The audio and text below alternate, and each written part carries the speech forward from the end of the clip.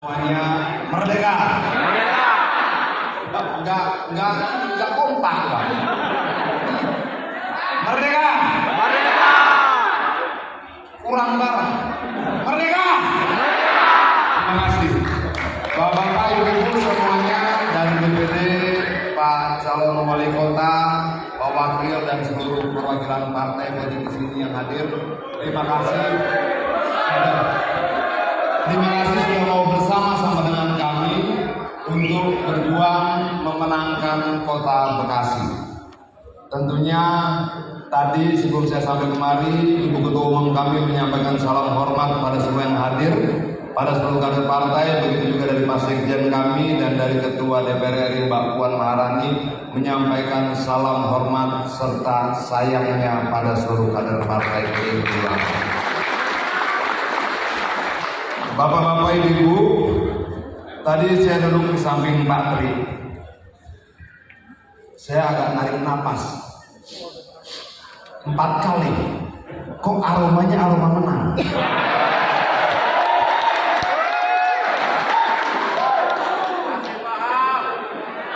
Tadi waktu Pak Tri menyambut Pak Wakil, dia berdiri, saya lihat postur tubuhnya. Ini postur menang. Lalu tadi saya dengar pernyataan dari DPC, sekretaris DPC, dia bilang surveinya memang mengarah pada kemenangan. Aromanya aroma menang, gesturnya gestur menang, surveinya survei menang. Dan ternyata kemenangan itu tidak kita perjuangan sendirian, tapi ada partai-partai lain yang bersama. Nah, menurut saya kalau begitu kita mau berbicara bagaimana menuju kemenangan atau bagaimana setelah menang. Yang mana yang mau kita bicarakan? Kalau aromanya sudah menang, menuju menang dulu. bagaimana? Menuju menang dulu. Menuju menang dulu. Oke. Coba pegang telinga kita masing-masing. Satunya lagi, mata, lihat kaki kita, tangan kita, masih lengkap. Kita sudah melewati pilpres yang sangat keras. Kita sudah melewati pileg yang sangat keras. Dan tangan kita, kaki kita, mata kita, telinga kita lengkap.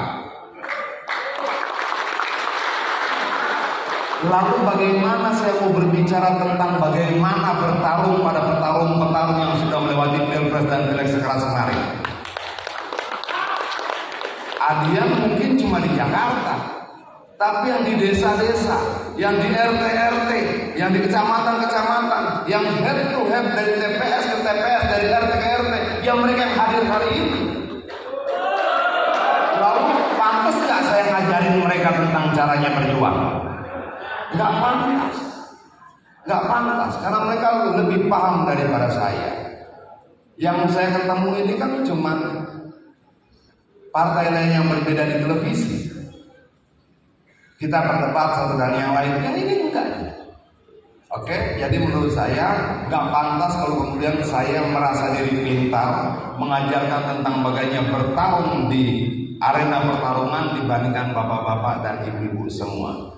Jadi saya lebih tertarik untuk berbicara kalau sudah menang ngapain.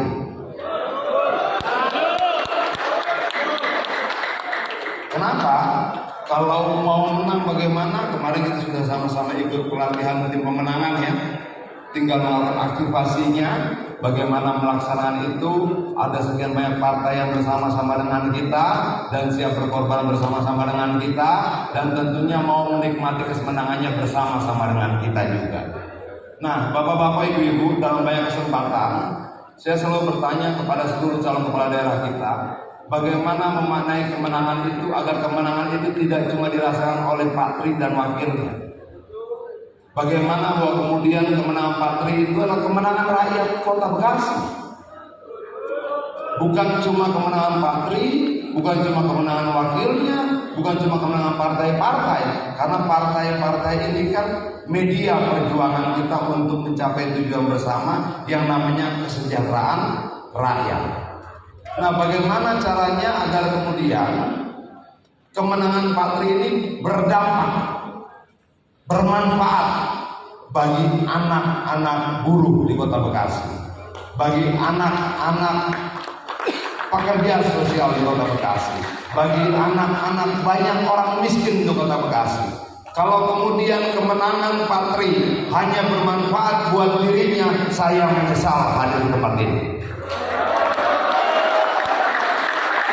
Kenapa tidak untuk itu DPP PDI Perjuangan memastikan Pak Tri untuk maju menjadi calon wali kota? Artinya, maaf, saya berharap kemenangan Pak Tri adalah kemenangan rakyat Kota Bekasi. Menangnya Pak Tri harus mampu membuat mereka anak-anak usia sekolah punya harapan untuk bersekolah lebih tinggi. Walaupun saya agak senang karena ternyata UMR Kota Bekasi tertinggi di Jawa Barat. Betul. Nomor 2 tertinggi. Bisa nomor 1? Bisa nomor 1? Mau guru di Kota Bekasi nomor 1 upahnya? Mau. Kenapa? Anak guru punya mimpi yang sama dengan anak Adia. Anak guru punya mimpi yang sama dengan anak Pak Tri. Jahat kita kalau kemudian kita rampas mimpi mereka dengan tidak menaikkan upah buruh. Tentunya ketika kemudian Pak Tri mampu menaikkan upah buruh Kota Bekasi tertinggi di Indonesia, saya akan bilang kader PDI Perjuangan. Hanya kader PDI Perjuangan yang bisa seperti itu. Nah, itu menurut saya penting Pak Tri. Apa ya? Saya berkeliling ke setiap daerah segala macam. Sepertinya buruh tidak menjadi komponen penting untuk kemudian dijadikan program. Gak ada kan calon kepala daerah yang berani bilang kalau saya terpilih saya akan naikkan upah buruh 15% dari hari ini. Lalu banyak teman-teman yang nanya, memangnya bisa upah buruh dinaikin? Bisa. Apakah itu tidak mengganggu pengusaha? Tidak. Yang mengganggu pengusaha bukan ketika upah buruh naik. Yang mengganggu pengusaha ketika pengusaha harus membayar 30% dari biaya produksi untuk kebutuhan pejabat negara. Contohnya mana Bang Adian? Contohnya buruh kelapa sawit. Kenapa buruh kelapa sawit di Sumatera, di Jambi upahnya lebih rendah dibandingkan buruh kelapa sawit di Malaysia? Bukankah komoditinya sama? Bukankah yang ditanam sama? Bukankah yang dijual sama? Kenapa di Malaysia lebih tinggi dibandingkan di kita? Karena di Malaysia nggak ada tuh pejabat negara ulang tahun pengusaha nyetor. Nggak ada kemudian istri pejabat ulang tahun pengusaha nyetor. Nggak ada anak-anak pejabat negara ulang tahun pengusaha nyetor. Hanya di Republik ini terjadi. Dan mau saya, Pak Tri, jadilah pemberani. Katakan tidak. Bela pengusaha tidak dengan memotong upah buruh, tapi memastikan tidak ada lagi biaya siluman di Kota Bekasi. Dan menurut saya, kalau kemudian Pak Tri berani lakukan ini, memastikan nggak ada upeti ilegal untuk pejabat-pejabat negara, saya akan setia bersama-sama Pak Tri berjuang di mana-mana. Dan saya mau ini, saya berharap nanti ketika sudah nyetak baliho, spanduk segala macam, ada komponen upah, naikkan upah buruh sekian persen.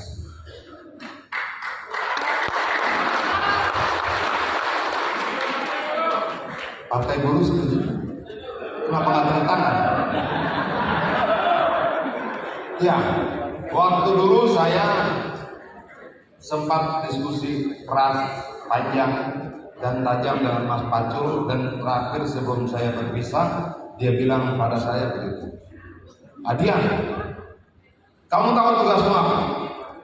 Tugas seluruh kader PDI Perjuangan adalah memberikan tenaga pada kaum miskin, memberikan tenaga pada kaum marhen, memberikan tenaga tambahan pada mereka yang teraniaya, dimarginalkan dan dipinggirkan. Dan saya mau program perjuangan untuk buruh pabrik, untuk buruh kebun, untuk buruh pertanian. Berani kita katakan, harus lebih berani daripada partai buruh. Kenapa? Karena tugas kita adalah menambah tenaga kaum miskin, menambah tenaga kaum marhen. Jadi saya tidak mau berbicara panjang lebar di sini tentang bagaimana caranya menang, karena ini periode keduanya Pak Tri. Saya tidak mau berbicara tentang bagaimana caranya menang dengan lihat ketua-ketua partai yang sekian banyak bersama-sama dengan kita, kader partai yang solid dan kompak bersama-sama dengan kita, dan aroma tubuh Pak Tri tadi. Saya cuma tertarik, kalau sudah menang bagaimana Pak Wali? Kalau sudah menang bagaimana Pak Wakil? Jangan dong kemudian tiba-tiba PAC dari salah satu kecamatan WhatsApp saya dan bilang, Bang, yang nambah bukan upah buruh, yang nambah rumahnya Pak Tri.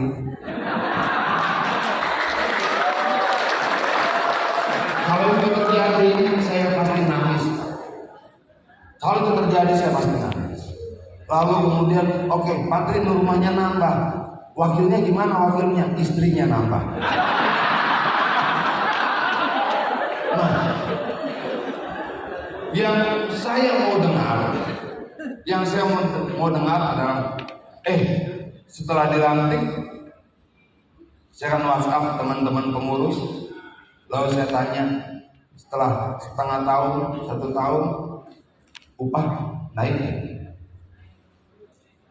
Kalau pengurus partai bilang naik Pak, berapa persen? Kemarin 2023 itu naiknya 2,3% kalau tidak salah. Nah, ternyata bisa naik 8%. Baru saya bilang, Pak Tri jempol. Lalu saya tanya, pengangguran turun nggak? Turun Bang, jempol. Kenapa? Memang tugas kita begitu. Tugas kita memenangkan pilkada tidak cuma memenangkan orang-orang, kita memenangkan tujuan dan cita-cita kita. Partai ini tidak dibuat asal-asalan, tidak dibuat iseng-iseng. Partai ini dibuat untuk tujuan. Kenapa kita berkumpul sebanyak ini?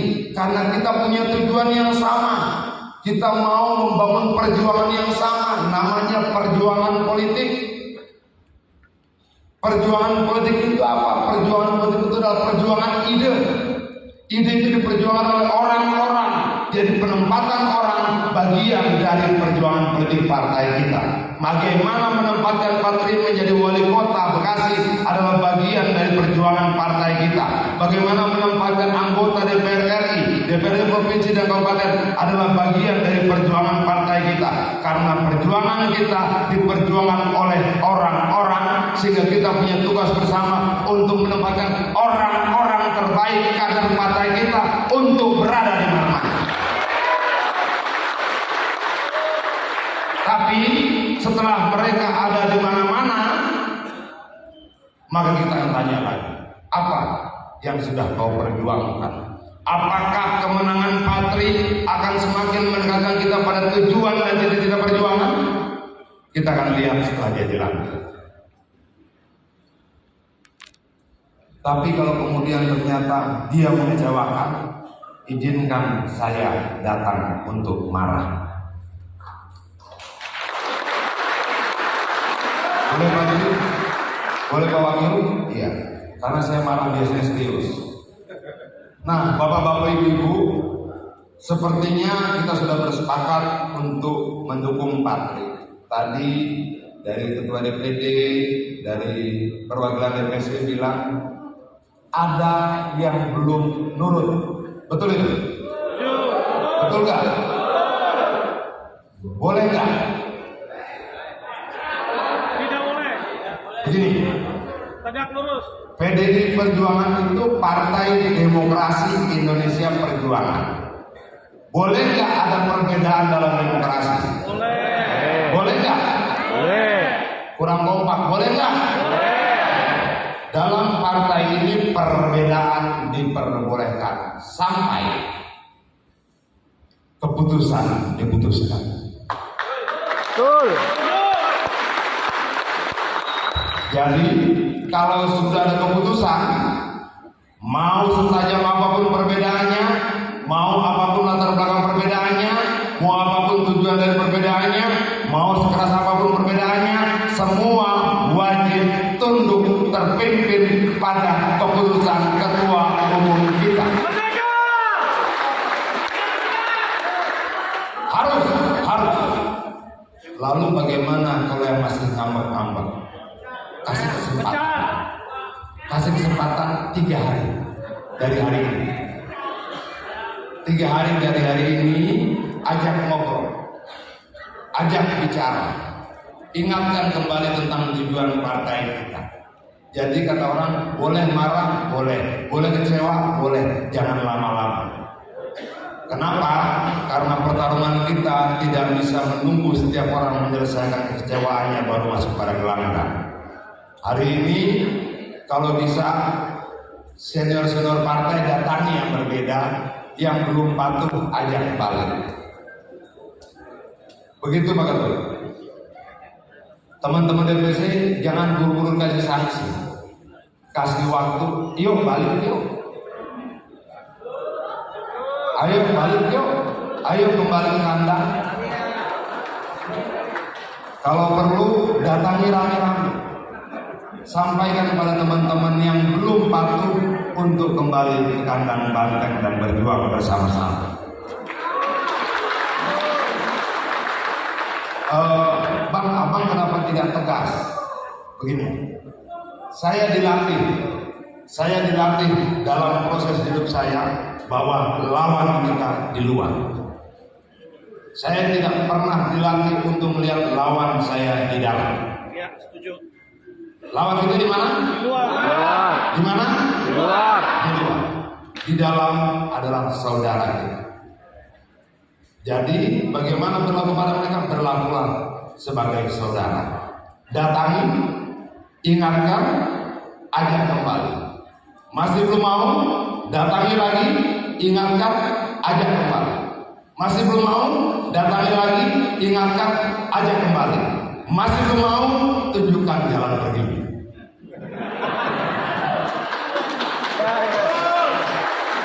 Tapi sama saudara kita harus rayu berkali-kali. Tapi kalau sudah 3 kali kita ajak ngomong, 4 kali kita ajak ngomong, oke, kita mudahkan jalannya untuk keluar dari tempat kita. Dan itu tidak cuma terhadap kader-kader partai di tingkat ranting, anak cabang dan cabang. Bahkan kalau ada yang sudah jadi presiden pun tidak mau bersama-sama dengan kita, silakan.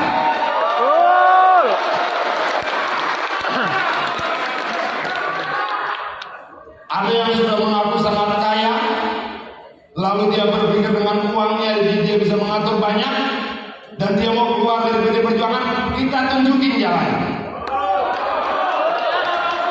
Siap. Tapi sebelumnya kita akan datang berkali-kali memohon, tolong jangan. Tapi kalau sudah 1 kali, 2 kali, 3 kali, kalau kata Panci berapa kali? 3 kali. Panci bilang cukup 3 kali. Kalau 3 kali sudah kita ajak ngomong, kita datang, Bapak balik yuk. Enggak. Bapak balik yuk. Enggak. Bapak ayo pulang. Enggak. Pak, jalan keluar dari sana.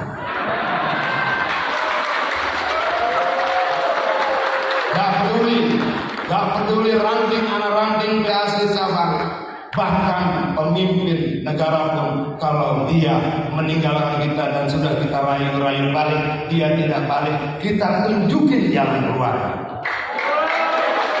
Artinya sampaikan pada teman-teman yang belum bersetuju dan belum mau patuh, kamu kepala negara? Bukan. Kamu orang kaya? Bukan. Kamu punya jabatan di negara ini? Tidak. Jangan sombong. Yang punya jabatan tinggi pun kita bisa katakan selamat tinggal. Apalagi yang cuma, yang biasa-biasa saja.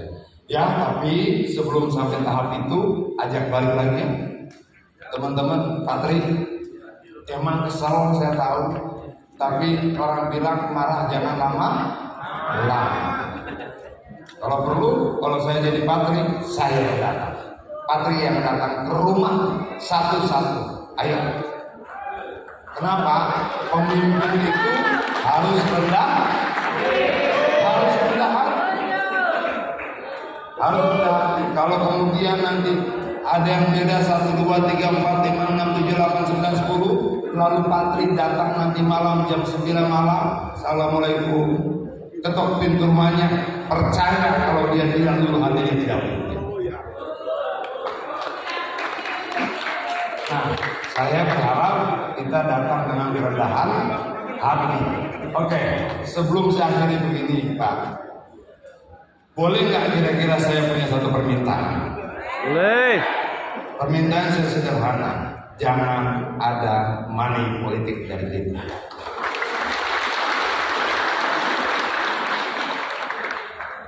Kenapa saya minta seperti itu?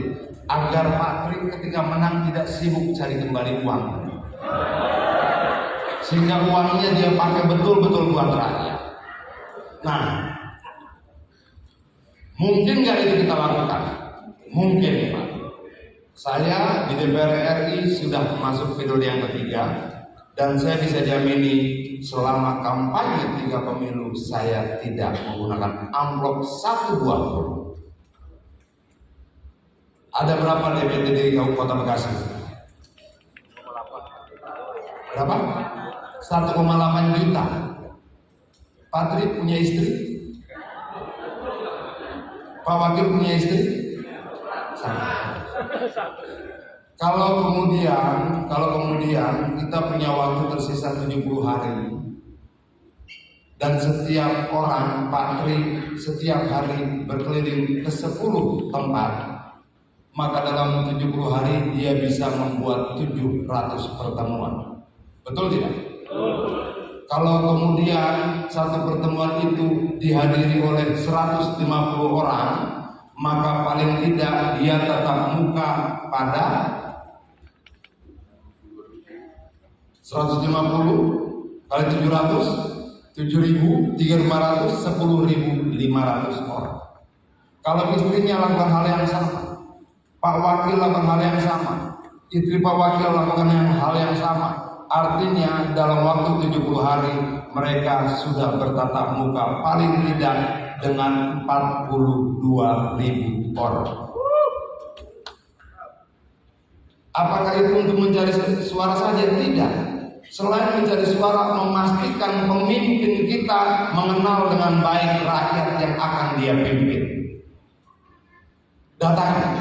Nah, kalau kemudian itu dilakukan Pak, harusnya radiasi dari pertemuan demi pertemuan itu bisa memenangkan Patri tanpa pakai amplop, tanpa money politik, dan tentunya kemenangan yang didapatkan dengan cara seperti itu akan menjadi kebahagiaan bagi seluruh partai PDI Perjuangan, bagi saya, bagi teman-teman DPP dan sebagainya. Kalau bisa Pak Ketua Partai, kita jaga agar tidak ada money politik di Kota Bekasi, tidak ada intimidasi di Kota Bekasi, tidak ada panggil-memanggil kepala desa di Kota Bekasi, tidak ada ancam-mengancam di Kota Bekasi, tidak ada kemudian bansos-bansosan di Kota Bekasi yang menggunakan uang rakyat. Demikian Bapak-Bapak Ibu, harapan saya terlalu besar dengan Kota Bekasi. Harapan saya terlalu besar terhadap pilkada kita hari ini, karena menurut saya pilkada bukan cuma sekedar memenangkan orang-orang, tapi harus menjadi langkah maju bagi rakyat secara bersama untuk semakin mendekatkan kita pada tujuan dan cita-cita bernegara. Terima kasih untuk waktunya Patri, Pak Ketut, teman-teman DPC, PAC, dan teman-teman dari partai yang lain. Saya bahagia berada bersama-sama dengan Gerindra, PKB, dan tolong sampaikan ke teman-teman Gerindra di sana, ada yang itu manis, galak sebenarnya. Begitu juga teman-teman Perindo, Nasdem dan sebagainya. Salam hormat saya untuk seluruh DPP kalian. Sampaikan cinta kami semua dan materi juga untuk seluruh pengurus partai kalian. Dan saya percaya bahwa kita akan membangun Kota Bekasi bersama-sama menjadi lebih baik di kemudian hari. Terima kasih. Selamat siang. Merdeka. Kenapa kurang kompak ya? Merdeka. Merdeka. Pak pimpinan partai boleh sama-sama kita teriak merdeka? Itu salam nasional. Merdeka. Merdeka. Sebelum kita akhiri begini. Salam Pancasila. Salam Pancasila. Semua harus berdiri dan bilang salam Pancasila. Coba kita tes dulu. Kader partai harus tahu. Siap ya? Kompak ya? Siap? Salam Pancasila. Salam Pancasila. Nah, luar biasa. Duduk lagi kita 3 kali latihan. Karena ini harus terus sosialisasikan. Salam Pancasila. Salam Pancasila. Duduk lagi sekali lagi. Salam Pancasila. Salam Pancasila. Luar biasa. Merdeka. Merdeka. Baik, terima kasih kepada Bang Adriana Pindokulu agar untuk semangatnya luar biasa, untuk supportnya kepada kami. Dan acara selanjutnya hadirin yang kami hormati, tibalah kita di